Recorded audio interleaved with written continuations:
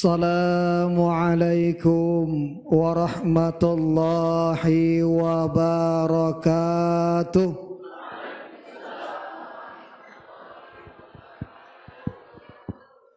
Bismillahi walhamdulillah, alhamdulillahi wa syukurillah, wa ala ni'matillah, may yahdillahu fala mudillalah, wa may yudrihu fala hadiyalah. Allahumma fasalli wa sallim wa barik ala sayyidina Muhammad wa ala alihi wa ashabihi ajma'in. Qala Allah ta'ala fil Qur'anil Karim, Bismillahirrahmanirrahim. Syahrul Ramadan allazi unzila fihil Qur'an hudal linnasi wa bayyinati minal huda wal furqan.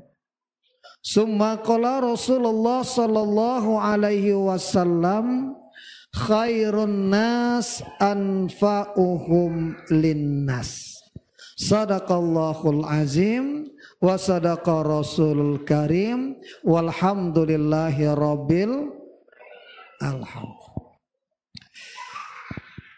Yang kami hormati pengurus Musalla Nurul Hidayah, yang kami muliakan segenap jamaah yang insya Allah istiqomah di dalam memuliakan malam-malam Ramadan.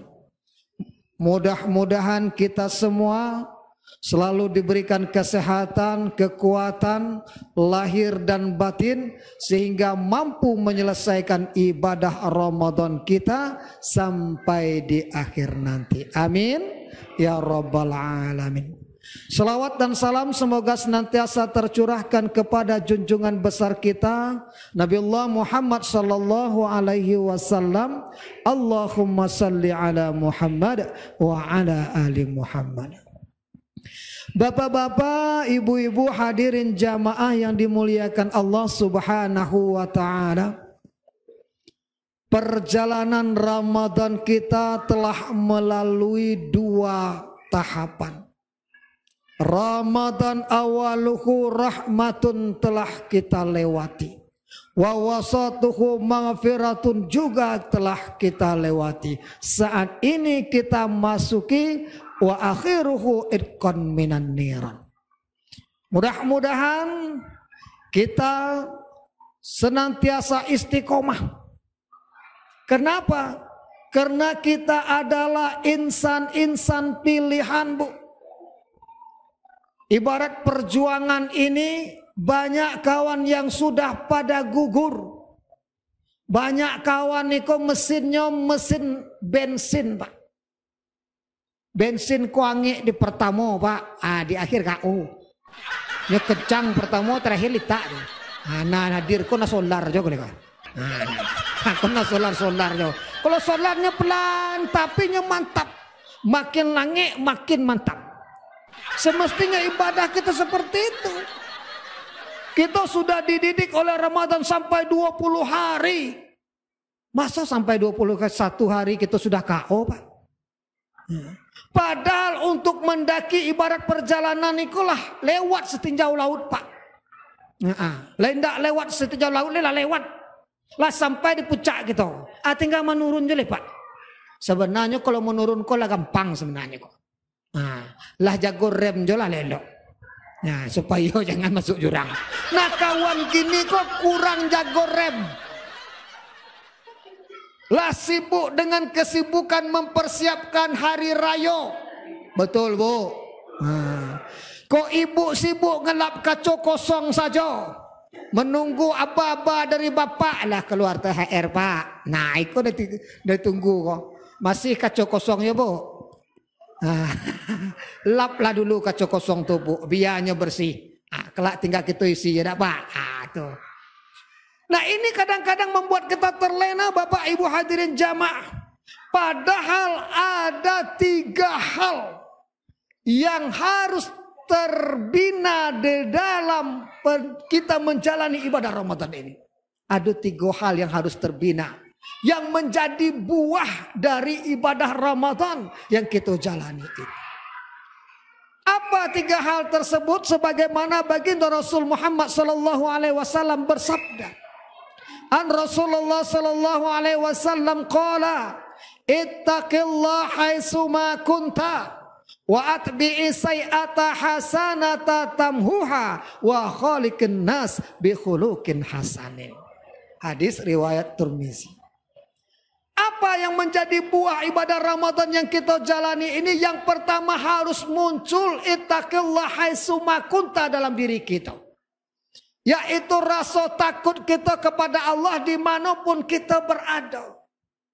Kalau tidak ada rasa takut kepada Allah, banyak kawan yang tidak puasa, Pak. Betul, Pak? Karena ibadah puasa ini ibadah syariah, ibadah yang tidak nampak, ibadah yang tersembunyi. Kalau sholat bisa kita menilai. Betul, Bu. Kalau ibu nengok ada yang sholat lama rukuknya, lama sujudnya, lah pening kawan, belum juga tegak-tegak. Bacaannya panjang sekali. Mungkin awak mengecek, yo padek sholat apa koma. Iko yo baru khusyuk apa koma. Itu kecewa. Lah bisa kita menilainya, Pak. Kalau ibadah haji, kawan yang balik dari haji, bisa kita nilai apa mabrur atau tidak, bisa melalui mata kita. Nah, Bapak Iko sejak pulang dari haji, kopi yahnya tidak ada hitam, lelah putih saja. Lah pakai sorban, pakaian sarung ke mano-mano. Nah, sedikit-sedikit astagfirullah, subhanallah, alhamdulillah, Allahu akbar. Lah itu ibadahnya mantap, berarti hajinya mabrur. Tapi kau balik haji perangai makin parah tuh. Itulah beda. Ayo tuh beda aja gitu. Bisa kita nilai. Infak, sedekah, zakat bisa kita nilai, Pak. Lewat 5.000, tahu kawan aku 5.000, lewat dona 100.000 masih aku padek kau kata kawan. Nah, kemudian dia berbagi takjil dan lain sebagainya, kemudian dia mengeluarkan zakat malnya dan lain sebagainya. Bisa kita lihat, oh berarti bapak ini orang yang adalah orang yang suka bersedekah. Tetapi ibadah puasa tidak ada seorang pun mampu menilainya, Bu. Ibu sendiri bisa dibohongi oleh bapak di rumah, betul. Iya. Sahur ibu bapak sahur. Kemudian bapaknya pergi pulang pura-pura seperti orang masih berpuasa. Padahal sudah tidak berpuasa lagi. Orang berbuka inyo pula yang paling banyak makan. Nah, itu. Bisa kita nilai puasanya dah batal? Belum, Bu, tidak bisa. Karena yang tahu kita batal atau tidak kita dengan Allah. Ya. Apa salahnya di waktu siang suasana panas, tenggorokan kering, ketika kumur-kumur berwuduk zuhur, kita telan satu, Bu. Kumur-kumur 3 kali, 2 keluar, 1 tertelan. Bahkan yang di samping kita saja tidak akan tahu tuh, Pak, kita nelannya tuh. Coba Ibu uji besok. Kamu wuduk bak tertelan. Tidak ada yang tahu kenapa ibadah syariah. Tidak ada yang tahu. Bapak pura-pura puasa, ibu tidak akan tahu menilainya. Apa bapak kau masih puasa atau tidak. Jangan ibu kira orang yang nodos berkeringat, kau tidak puasa nih. Nengoknya jauh, masuk dodo sekuat ini. Padahal yang ngomong tidak puasa itu sendiri yang tidak puasa. Nah kadang-kadang itu yang nilai itu sendiri yang tidak puasa. Beda, ini ibadah syariah. Maka ittaqillah ini ditanamkan di dalam ibadah puasa ini adalah takut kepada Allah dimanapun kita berada. Sehingga kita tidak curang di dalam ibadah puasa kita. Kita tidak akan melakukan hal-hal yang buruk dalam ibadah puasa kita. Kita jaga ibadah puasa ini. Sehingga puasa ini sempurna. Mendapat nilai yang terbaik di sisi Allah Subhanahu wa taala sebagaimana di akhir hayat untuk ibadah puasa ini la'allakum tattaqun. Terciptalah orang-orang yang bertakwa kepada Allah Subhanahu wa taala.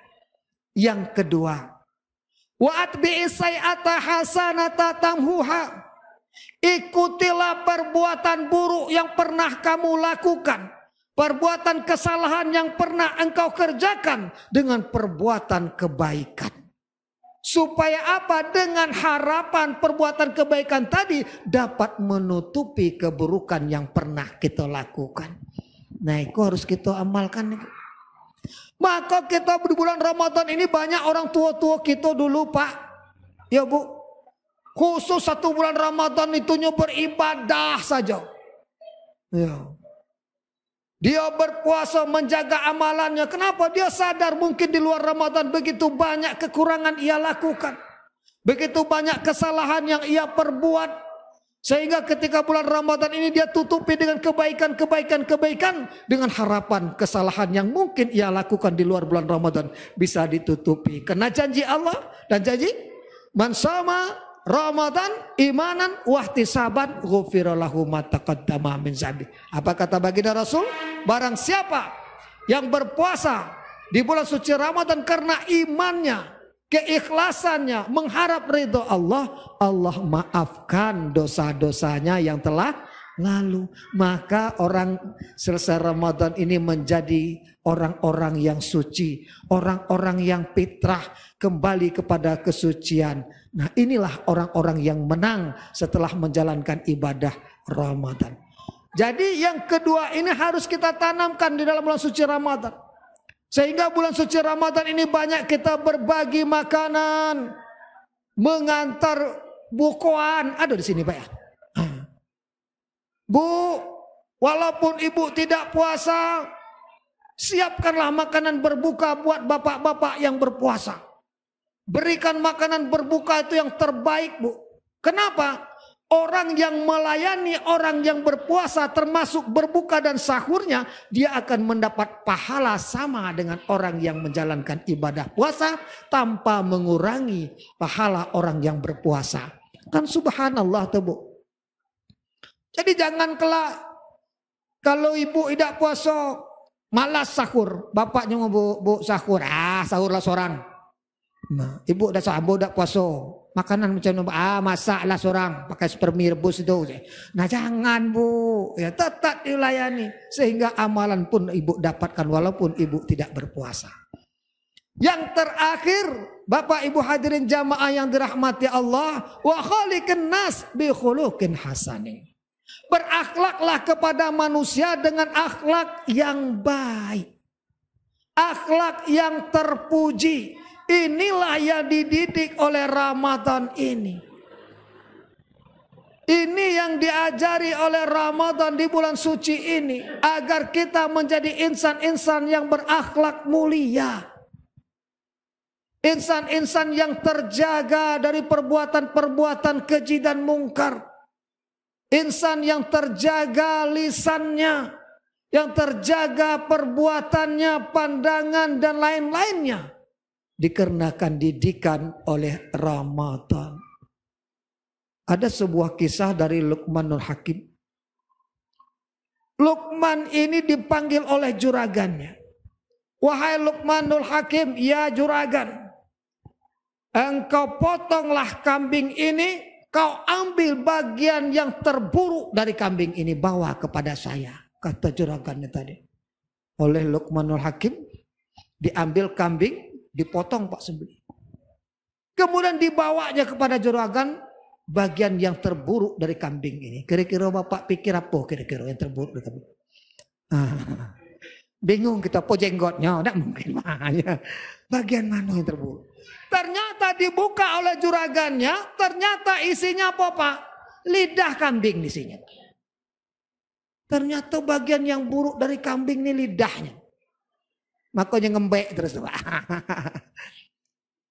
Akhirnya Luqmanul Hakim dipanggil lagi oleh juragan tadi. Wahai Luqmanul Hakim, ini 1 ekor lagi kambing. Potong kambing ini. Ambil bagian yang terbaik dari bagian badan kambing ini. Wah, dibawa Pak. Dipotong lagi. Dibawa kepada tuannya tadi, juragannya tadi. Tuannya, ini tuan. Apa? Dibuka. Ternyata isinya apa Pak? Lidahnya lagi. Wah, marah juragan itu. Kamu nih main-main. Saya suruh ngambil yang terbaik, kamu kasih lidah sama saya. Minta yang terburuk lidahnya juga dikasih lagi.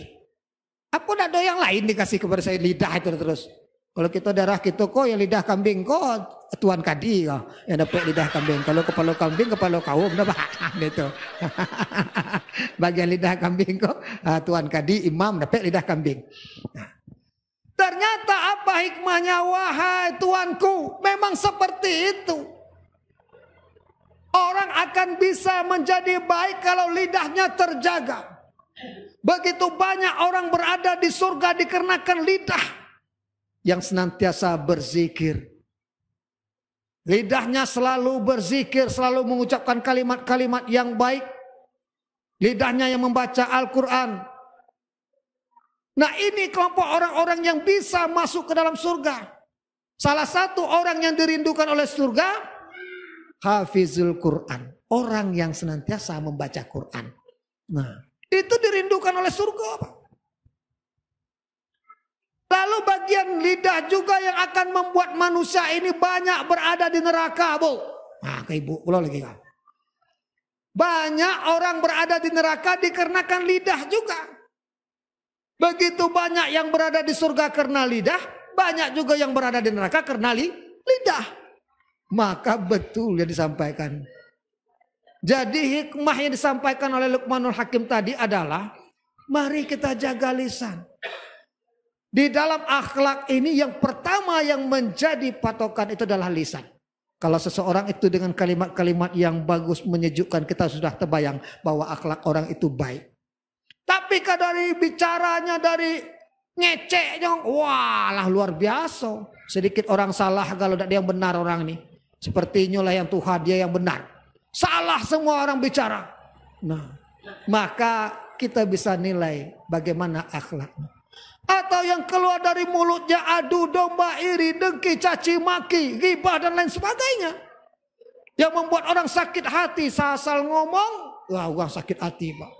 Nah, ini bisa kita nilai bahwa lidah tersebut lidah yang buruk, dan inilah gambaran dari akhlaknya. Maka untuk itu Bapak Ibu hadirin yang dirahmati Allah, mari kita jaga lisan kita, jaga lisan ini di selama bulan suci Ramadan, sehingga nanti lisan ini benar-benar sesuai dengan apa yang diharapkan. Lisanun zakirun, lisan yang selalu berzikir kepada Allah Subhanahu wa taala, lisan yang digunakan di dalam membaca Al-Qur'an, mengagungkan kalimat Allah. Inilah harapan kita. Mudah-mudahan 3 hal tadi, buah dari Ramadan yang kita jalani ini bisa kita raih selama bulan Ramadan ini. Amin ya rabbal alamin. Terima kasih atas segala perhatian. Mohon maaf atas segala kekurangan dan kekilafan. Kepada Allah kami mohon ampun. Kami akhiri dengan wallahu muwaffiq ila aqwamit thariq. Wassalamualaikum warahmatullahi wabarakatuh.